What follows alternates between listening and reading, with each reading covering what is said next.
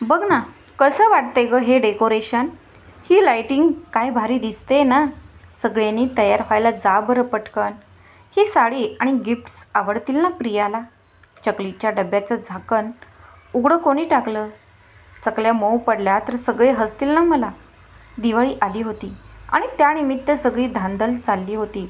विजयरावांच्या घरात प्रियाला प्रिय असणारे तिचे सगळे जिवलग सारंग, श्रुती, अनघा, राज आणि मुख्य म्हणजे वत्सलाबाई सगळे अगदी प्रियाला सुंदर सरप्राईज देण्यासाठी जीव तोडून मेहनत करत होते.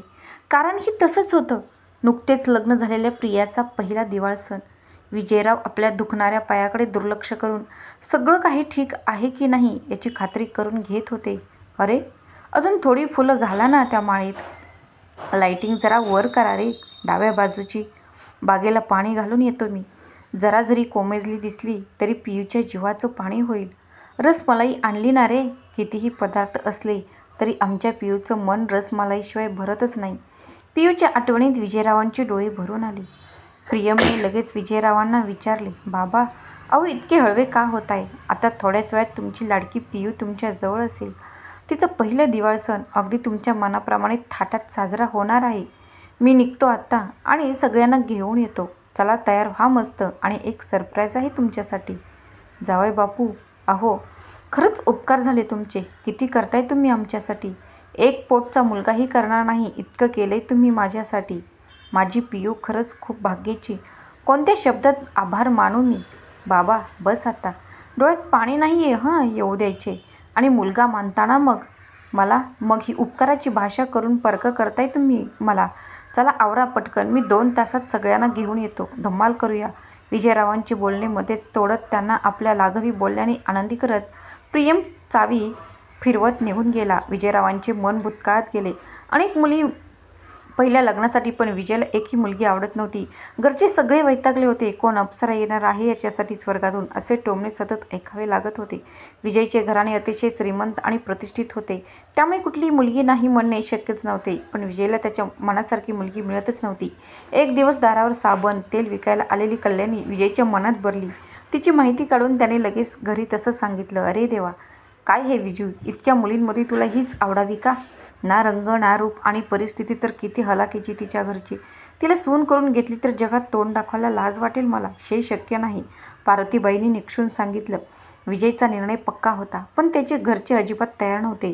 विजय हटूनच बसला. लग्न करेन तर कल्याणीशीच. तुम्हाला पसंत नसेल तरी मी स्वतंत्र राहीन. आता सगळ्यांचा नाईलाज झाला. कल्याणीला आई वडील नव्हते. तिच्या भावाची परिस्थिती फारशी चांगली नव्हती पण संस्कार उत्तम होते. इतकं चांगलं स्थळ स्वतःहून चालत आले. त्याला खूप आनंद झाला. विजय कल्याणीचं शुभमंगल सावधान झालं. कल्याणीने आपल्या लाघवी आणि कष्टाळू स्वभावाने लवकरच सगळ्यांची मने जिंकली. ती घरात सगळ्यांची लाडकी झाली. आधी तिचा रागराग करणाऱ्या पार्वतीबाईंचं तिच्याशिवाय पाणीही हलत नव्हतं. नव्या नवलाईचे दिवस सुरू झाले तसे सगळ्यांना घरात नवीन पाहुण्याच्या आगमनाची आतुरता लागून राहिली होती.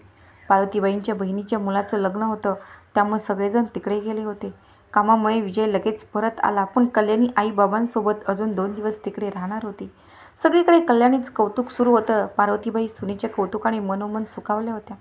विजयने योग्य निर्णय घेतल्याचा त्यांना अभिमान होता. तिघेही परत यायला निघाले. कोण जाणे कसा त्यांच्या गाडीचा ॲक्सिडेंट झाला आणि काळाने घाव घातला. विजयचे आई बाबा त्यांना कायमची सोडून गेले. कल्याणी बचावली पण जबर मार बसल्यामुळे तिचे गर्भाशय निकामी झाले होते. ती आता कधीही आई होऊ शकणार नव्हती. एका क्षणात सगळे होत्याचे नव्हते झाले. कल्याणी कसेबसे स्वतःचे दुःख विसरून विजयला सांभाळले. आता फक्त दोघेच एकमेकांसाठी होते. दिवस जात होते. विजयने स्वतःला कामात झोकून दिले. आता कल्याणीला घर खायला उठत होते. मूल होऊ शकत नाही या विचाराने ती सैरभैर व्हायची. पण मन रमवण्यासाठी मग ती जवळच्या अनाथ आश्रमात जाऊ लागली. तिथल्या निरागस मुलांमध्ये तिचा वेळ आनंदात जाऊ लागला. एक दिवस कोणीतरी 1.5-2 वर्षाची एक सावळी पण गोंडस मुलगी आश्रमात आणून सोडली. तिचे आई वडील एका अपघातात दगावले होते. तिला बघताच कल्याणीचं मातृत्व पुन्हा एकदा उफाळून आलं. दिवसभर ती आश्रमात राहू लागली. त्या मुलीपुढे तिला कशाचंच भानच नव्हतं. तिची अवस्था बघून विजयने त्या मुलीला दत्तक घेण्याचा विचार बोलून दाखवला. कल्याणी आनंदली. सगळी फॉर्मॅलिटी पूर्ण करून प्रियाचा गृहप्रवेश झाला. ती आता विजय कल्याणीची मुलगी म्हणून ओळखली जाणार होती. प्रियाच्या आगमनाने घरात आनंद भरून राहिला होता. विजयसुद्धा आपल्या मानलेल्या लेकीसाठी जीवाचं रान करत होता. कल्याणीला तर आपल्या लेकीला कुठे ठेवू आणि कुठे नको असं झालं होतं. आता प्रियाचं त्याचं सर्वस्व होती. प्रिया आनंदात वाढत होती. तिला कशाचीही ददात पडून न देण्यासाठी तिचे हे मानलेले आईबाबा डोळ्यात तेल घालून तिची काळजी घेत होते. या सगळ्यात कल्याणी समाजसेवा विसरली नव्हती. आता तर ती प्रियाला सुद्धा सोबत घेऊन आश्रमात जात होती. आश्रमाच्या संचालिका वत्सलाबाई सगळ्यांना अगदी ममतेने सांभाळत. प्रियाला त्यांचा खूप लळा होता. मोठी आई म्हणत ती सतत त्यांच्या मागे पुढे करत असे. तिथल्या सगळ्या मुलांसमवेत प्रिया अगदी रमून जाई. ते तिचं जणू दुसरं घरच झालं होतं. सगळ्यांचं मिळून एक खूप छान कुटुंब तयार झालं होतं. प्रिया सगळ्यांची लाडकी तर होतीच, पण त्याचबरोबर एक गुणी मुलगी देखील. अभ्यासातही ती हुशार होती. विजयरावांनी तिला आणि सोबतच तिच्या आश्रमातल्या जीवलगांना काहीच कमी पडू दिले नव्हते. त्यामुळे सगळीच मुलं प्रगतीपथावर होती. प्रियाने 10वीच्या परीक्षेत घवघवीत यश मिळवले. त्यानिमित्त विजयरावांनी दणक्यात सोहळा करायचं ठरवलं होतं. सगळ्या जवळच्या लोकांच्या उपस्थितीत प्रिया कौतुकाच्या वर्षावात न्हाऊन निघाली. कल्याणीबाईंचं हृदय प्रेमाने उच्चंबळून आलं होतं. सकाळपासूनच त्यांना छातीत धडधडत होतं. पण या आनंदाच्या प्रसंगी कशाला सगळ्यांना काळजीत टाकायचं म्हणून त्यांनी कोणालाच काही सांगितलं नव्हतं. नंतर जाऊ डॉक्टरकडे म्हणून वेळ मारून नेली होती, पण तोपर्यंत खूप उशीर झाला होता. हसत हसत लेकीचं कौतुक करता करता त्या कोसळल्या आणि हृदयविकाराच्या झटक्याने सगळ्यांपासून कायमच्या दूर निघून गेल्या. विजय स्वतःला हरवून बसला होता आणि प्रियेची अवस्था तर फारच बिकट होती. दोघे बापलेक कल्याणीचं जाणं स्वीकारूच शकले नव्हते. वत्सलाबाई आणि बाकीचे आश्रमातील जिवलग त्यांच्या मदतीला धावून आले. मोठ्या आईच्या कुशीत प्रियाला आधार मिळाला. सगळे मुलं मिळून विजय काकांना बोलतं करण्याचा प्रयत्न करत होते. अखेर सगळ्यांच्या प्रयत्नांना यश आलं आणि प्रिया आणि विजयराव हळूहळू नॉर्मल होऊ लागले. प्रिया आणि तिच्या मित्रांना चांगला कॉलेजला प्रवेश मिळाला. सारंग, श्रुती, अनघा, राज आणि प्रिया अगदी एकमेकांच्या जीवाला जीव देणारे खरे मित्र होते. सगळी मुलं कॉलेजच्या नवलाईत रमून गेली आणि विजयराव पुन्हा आपल्या कामात लक्ष घालू लागले. कल्याणीबाईंच्या आठवणीत एक क्षणसुद्धा जात नव्हता, पण दोघे बापलेक एकमेकांना आपण सावरलोय असं भासवत आनंदी असल्याचं दाखवत होते. काळ हळूहळू पुढे सरकत होता. वरवर जरी जखमा भरल्या असल्या तरी दोघांच्या हृदयाच्या कप्प्यात दडवून ठेवलेली कल्याणीबाईंची आठवण कधीच न पुसणारी होती. सगळी मुलं उत्तम गुणांनी पदवीधर झाली. विजयरावांचा आनंद गगनात मावत नव्हता. त्यांनी सगळ्या मुलांना मस्त गिफ्ट दिले. प्रियेसाठी त्यांनी मस्त स्पोर्ट्स कार घेतली होती. सगळ्यांची मस्त मज्जा मस्ती चालू होती आणि तितक्यात प्रियेची कारची डिलिव्हरी आली. सगळे कार बघायला धावले. प्रियमला कार घेऊन आलेलं पाहून विजयरावांना आश्चर्य वाटलं. प्रियम कार शोरूमचा मॅनेजर होता. आज कोणीच कार डिलिव्हरीला फ्री नव्हतं म्हणून प्रियम स्वतः आला होता. कार बुक करताना प्रियम आणि विजयरावांची ओळख झाली होती आणि त्याच्या आकर्षक व्यक्तिमत्वाची त्यांना भोळ पडली होती. प्रियमला त्यांनी घरात बोलवून त्यांचं चांगलं आगत स्वागत केलं आणि आडून आडून त्याची सगळी चौकशीसुद्धा केली. त्यांच्या मनात काहीतरी बेत तयार होत होता. तितक्यात प्रिया आणि सगळी गँग गाडीची राईड घेऊन परत आली होती. प्रियाने बाबांच्या गळ्यात हात घालून गाडी आवडल्याची पावती दिली. आता सगळ्यांचं लक्ष प्रियमकडे गेलं. ओळख झाली. तो खूपच लाघवी होता. सगळ्यांमध्ये अगदी सहज मिसळून गेला. इतक्या लहान वयात त्याने मिळवलेल्या यशाने प्रिया भारावून गेली होती. दुसऱ्या दिवशी विजयरावाने मुद्दाम प्रियमचा विषय काढला. प्रियाला तो आवडल्याचं तिच्या बोलण्यातून जाणवत होतं. आता करिअर करायचं, नोकरी करून मग पुढे शिकायचं असा प्रियाचा मानस होता. त्याप्रमाणे तिने तिच्या हुशारीवर नोकरी मिळवली. आता विजयराव लेकीच्या लग्नाच्या चिंतेत होते. त्याच्या मनात प्रियम आधीपासूनच भरला होता. एक दिवस त्यांनी वत्सलाबाईंना बोलावून मन मोकळं केलं. प्रश्न होता प्रियाशी कसं आणि कोण बोलणार याचा. कारण प्रियाने मी बाबांना सोडून जाणार नाही असे सांगितले होते. शेवटी सगळ्यांनी मिळून प्रियाला समजावले. विजयरावांनी कल्याणीची शपथ दिली. तेव्हा कुठे प्रिया नाईलाजाने तयार झाली.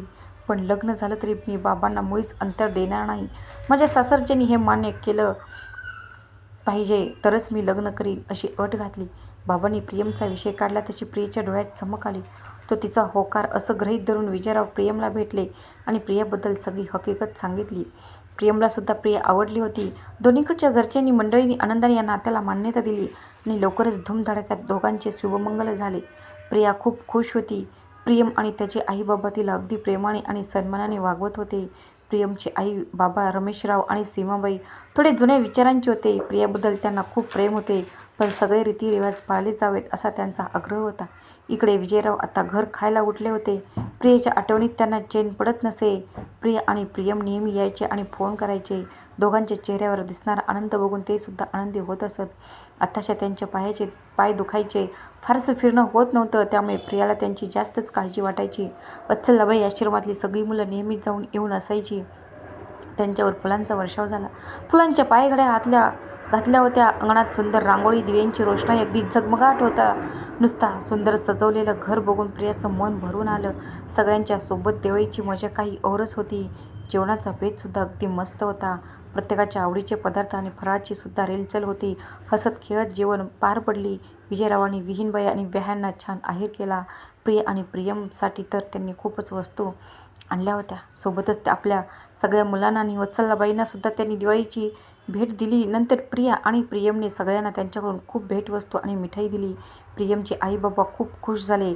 या सगळ्यात खरं कौतुक करावं तर ते आमच्या जावयाचं. हो, हे सगळं प्रियमच्या डोळ्यातून आलेलं आणि या सगळ्यांनी त्याला साथ देऊन हा आजचा सोहळा घडवून आणला आहे. माझ्या या सगळ्या मुलाचे खूप खूप धन्यवाद आणि कौतुक. नाहीतर माझी ही इच्छा अपुरीच राहिली असती. विजयरावांची डोळे पाणावली. प्रिया आनंदाने आणि आश्चर्याने प्रियमकडे बघत होती. तितकेच प्रियम प्रियाला घेऊन उभा राहिला. आता तुम्हा सगळ्यांसाठी एक खूप गोड आणि आनंदाची बातमी. तुम्हा सगळ्यांचे प्रमोशन होणार आता. तुम्ही आता आजी आजोबा काका मावशी होणार. अरे हो, खरंच मी आई बाबा होणार. सगळ्यांनी एकच जल्लोष केला. मुलं आनंदाने नाचू लागली. बाबांनी दोघांना जवळ घेऊन, आज मला तुम्ही जगातला सगळ्यात मोठा आनंद दिलात. खरं ना कल्याणी? अगं आजी होणार तू. आपली ही इवलीशी पिऊ आई होणार आहे. आई. कल्याणीच्या फोटोजवळ तिघेही भरल्या डोळ्यांनी उभे होते. वत्सलाबाईंनी आणि आईनी प्रियाची दृष्ट काढली. रमेशराव म्हणाले, विजयराव, मी आज एक मागणं मागणार आहे. नाही म्हणू नका. आजपासून आपण सगळे एकत्र राहणार आहोत. आपल्या नातवाला दोन्ही आजोबांचं प्रेम मिळायला हवंच. चला निघायची तयारी करा. खरंच बाबा, आता तू सुद्धा आमच्यासोबत राहणार आहात. बघा ना, आईची सुद्धा तीच इच्छा आहे. प्रिया आणि प्रियमने बाबांना मिठी मारली. सगळं घर आनंदाने उजळून निघालं. आज खऱ्या अर्थाने दिवाळी साजरी झाली होती. दिवाळी सुंदर नात्यांच्या रोषणाईची.